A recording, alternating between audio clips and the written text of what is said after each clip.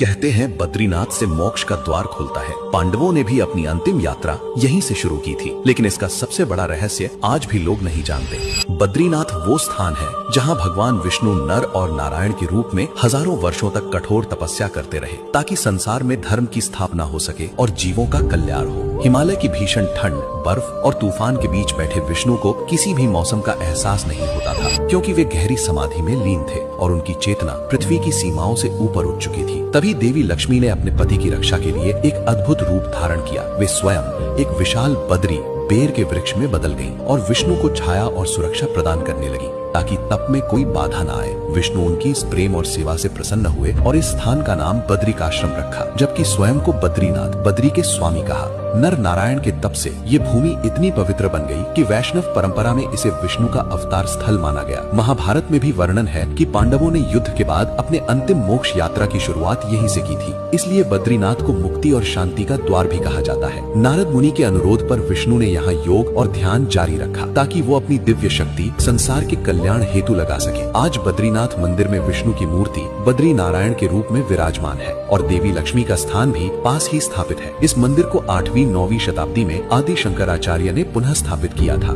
जिसके बाद ये स्थान भारत के सबसे पवित्र और प्राचीन वैष्णव तीर्थों में से एक माना जाता है। तो कमेंट में जरूर लिखना, जय श्री हरि विष्णु।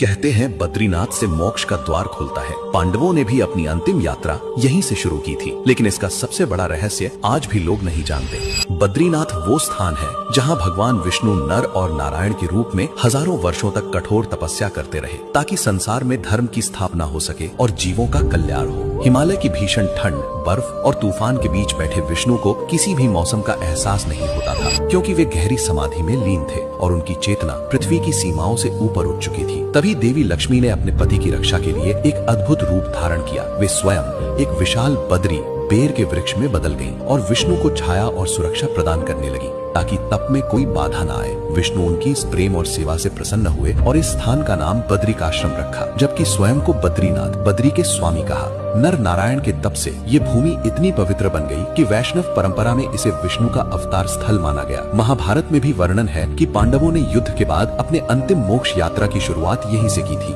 इसलिए बद्रीनाथ को मुक्ति और शांति का द्वार भी कहा जाता है। नारद मुनि के अनुरोध पर विष्णु ने यहाँ योग और ध्यान जारी रखा, ताकि वो अपनी दिव्य शक्ति संसार के कल्याण हेतु लगा सके। आज बद्रीनाथ मंदिर में विष्णु की मूर्ति बद्री नारायण के रूप में विराजमान है और देवी लक्ष्मी का स्थान भी पास ही स्थापित है। इस मंदिर को 8वीं-9वीं शताब्दी में आदि शंकराचार्य ने पुनः स्थापित किया था, जिसके बाद ये स्थान भारत के सबसे पवित्र और प्राचीन वैष्णव तीर्थों में से एक माना जाता है। तो कमेंट में जरूर लिखना, जय श्री